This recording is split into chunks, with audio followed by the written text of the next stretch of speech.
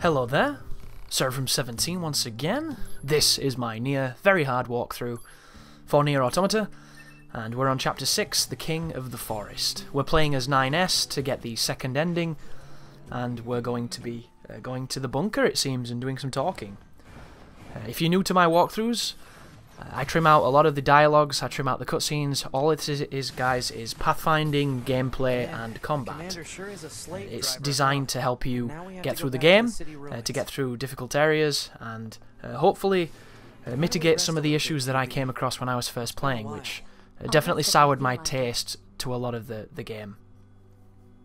This particular mission is a pretty fun one. There's going to be a big section where we do the side-on shooting, and there's also going to be a rather challenging boss too.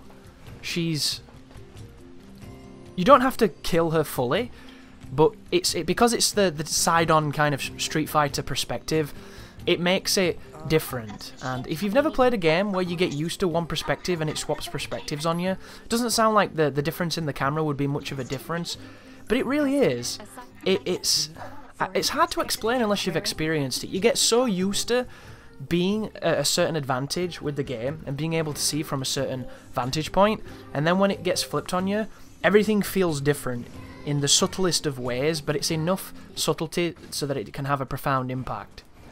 The good news about NieR Automata is it changes the camera so frequently, you do get used to those side perspectives, but if you're having any kind of issue with them, practice them more, or perhaps go into your menu and see if you can get anything in there that changes the camera distance, because there's a lot of camera options. Feel free to experiment with them if you're having problems. There's a lot of different ones, so they give you a lot of flexibility. It's one of the strongest suits in the game, I believe, the ability to change so much of that information. As I pick up my body there, because I got killed by a spear guy doing his lunge, which, at this point I've already lamented the spear lunge, but if I haven't, or if you've not heard it, trust me guys, play with that enemy for a little while at mid to long range, just to see what that spear move can do. There's a telegraph to it, but everything after that is just broken. It's not well designed at all, and it's a shame, because the spear enemies are interesting, and I like the idea of that stab. I just wish that you wouldn't take the damage before the fucking animation played, as we hit this door and get ready for the next fight coming up. And the combat will be the same as what you've seen so far. With 9S, I like to hold trigger so that I can shoot my missiles autonomously, and then I like to proceed to... I'm going to hack there, which is quite rare for me, but the combat that I employ with this character is I do hit and runs with the dash cancelling. Just cancel through my dash attacks to keep chaining dash attacks to try and stay out of range as I fuck up the hack there and take damage. The hacks seemingly appear to be random, and sometimes you can get really unlucky with a particularly tricky hack, and then you can get the other ones. As we take on this guy.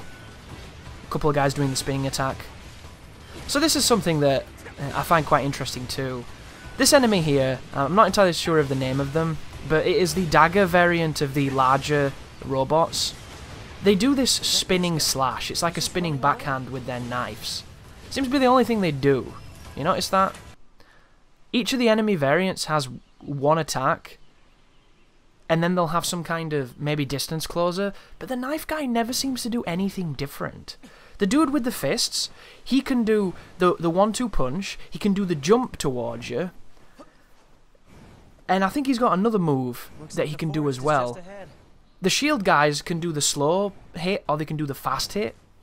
The guys who spin their arms can do the arm spin, and they can do the jumping head move.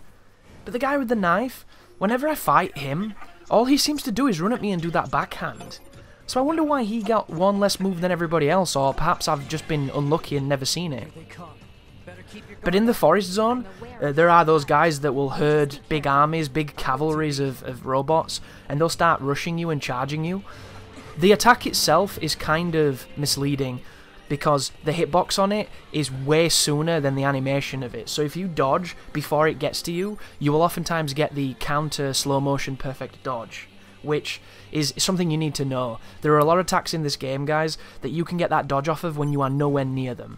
And I don't like that, but it's part of the game, so it has to be acknowledged and it has to be utilised. Because there are certain attacks, for instance, the boss that's that sphere that just stabs you with its anal plug. When that thing rolls towards you, if you try to dodge it as it touches you, like you would in every other Platinum game, you will die. You have to dodge it early. There's no two words about it.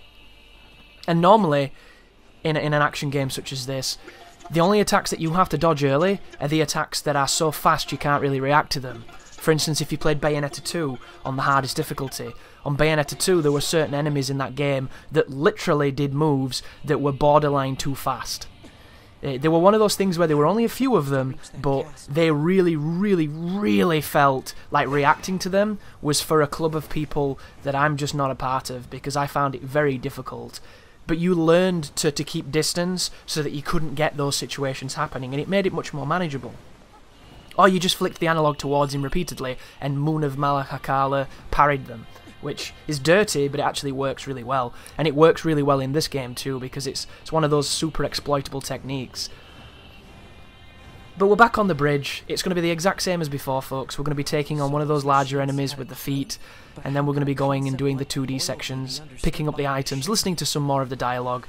But this will all be interspersed with vignettes telling us what happened to the Forest King, which is a really nice touch. I like the fact that they gave us some context for this area, because it was an interesting one.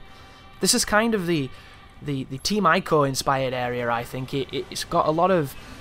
The lighting's very blown out, there's a lot of green mixed with architecture and stone, and it definitely gives me things like Ico and Shadow of the Colossus vibes, so it seems like Yoko Taro and his team were definitely trying to go for that kind of, you know, surreal, ethereal feeling to this zone, this kind of forbidden land of something sacred, something just out of reach, and I think they did a good job with it, because I think it's a very beautiful zone. I like this zone a lot. Just be careful, because the animals in this game are more dangerous than half the enemies, because they rush you, they make almost no noise, and they one-hit you. Everything one-hits you on very hard, but they one-hit you on hard as well. Because when I first played on hard difficulty, I was wondering why all the dead bodies were in that field at the beginning of the game, and I didn't know what was killing them. And then I attacked one of the boars, or one of the moose guys, and then they killed me, because they do a running attack that is an active hitbox that counters your active counter, so it's just like, what? Royal Guard, where you get guarded against and fail for perfect timing. Thank you, that's fantastic design. But let's talk about some design, shall we? Because I'm poking fun at it, I'm mentioning it, and I'm probably annoying all of the people who are defending it, which is awesome, because these people need to be re-educated in why they are incorrect.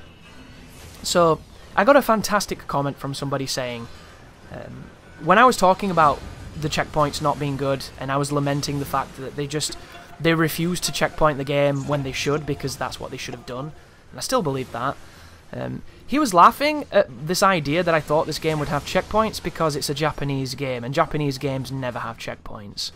So, before you know, clean up your drink from the spill that you just made from laughing your ass off at this person's ignorance, let's look into that statement, shall we?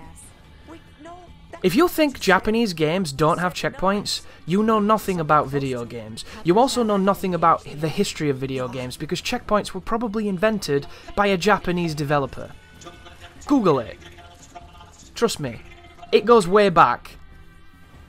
Checkpoints have existed since 1974. This is not new technology, guys.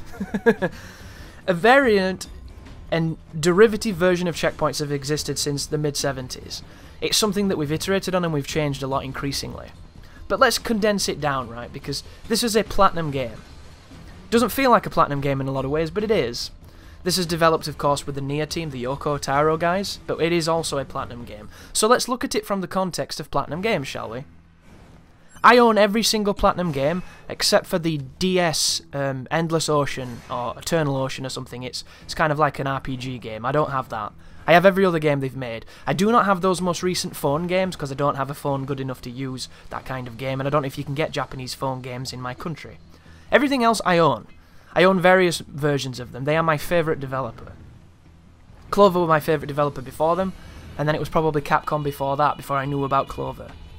Anybody who has any history with action games, especially the character action games, or the brawlers, or the beat-em-ups, whatever you want to call them, everyone's got a different name, will know those developers' names, and you'll know them for a good reason, because they were the people who did them the best.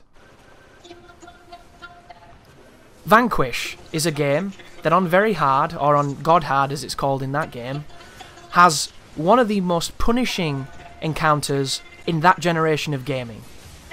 The deception level against the double bogey has a fight that demands so much of the player that it is widely regarded as probably the hardest challenge you can do in that period of gaming.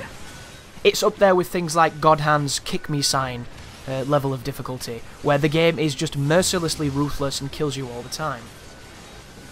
Guess what, guys? It's got a fucking checkpoint. So does that entire game. And they're really good. Imagine that, Japanese games, no checkpoints. That game, full of checkpoints. Completely contradicting this fool. So let's go forward, shall we? Mad World has checkpoints. Can't remember the difficulty because it's been too long since I played it, but I remember it being pretty difficult to get some of the scores. You had to get creative. Had checkpoints. Let's go a bit farther forward, shall we? Bayonetta. Guess what, folks? It's got checkpoints. Checkpoints after every fight. Checkpoints at the beginning of every boss. Magic, isn't it? Are you noticing a trend here with Platinum Games in these games? Checkpoints. Strange, right? Then let's go a little bit further forward, shall we? Metal Gear Rising. Checkpoints. Checkpoints on every fight. Some of them, the optional ones, not so good, but still, there's a checkpoint, and even if you have to run back a couple yards or do something else, it's still a checkpoint, so can't really complain. Checkpoint before the bosses, checkpoint between interims in bosses, checkpoints at the halfway point in bosses. Imagine that. I can do this for days, guys. I can keep going. I can boot Anarchy Reigns. You know, it just doesn't matter. I can do bloody Transformers Devastation. We can do Korra, the Legend of Korra. We can keep going. Even Teenage Mutant Ninja Turtles, on everything but the hardest difficulty, had a checkpoint system that was used via a revive system. On the hardest difficulty, it removed checkpoints, and that's why that game fucking sucks. But pretty much any game in their catalogue that you can point to a checkpoint. Bayonetta 2 had a checkpoint. Scalebound would have had a checkpoint. Wonderful 101 has checkpoints. All of these games, incredibly difficult.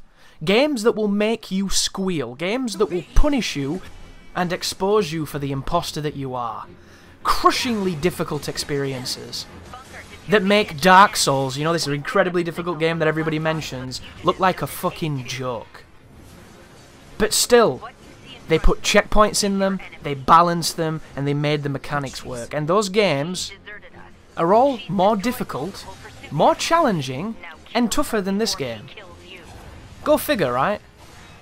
Yet, those comments of people saying that, you know, it's meant to be challenging, hence why they took the checkpoints out, or Japanese games don't have checkpoints, or just insert I don't know anything about difficulty, but I'm going to speak about it and lecture to somebody who fucking does, are just showing that that's not how this works. You can make something hard without making it bad. It's a shame that the people making this game couldn't come to some kind of resolution with that, because Platinum are better than this. And I can't blame those Yoko Taro people, because we don't know what percentage of the slice was diverted to each of them. This could have all been the choice of the director, and if so, it does fall at his feet, and he is to blame. But at the same time, I honestly don't know. All I know is that this game could have been so much better than what it is, and it's already a fun game with a lot of great features. It's just mechanically, it's a mess. And I don't want it to be, you know, I want this to be a game that I'll be playing for the rest of the year. But it's not.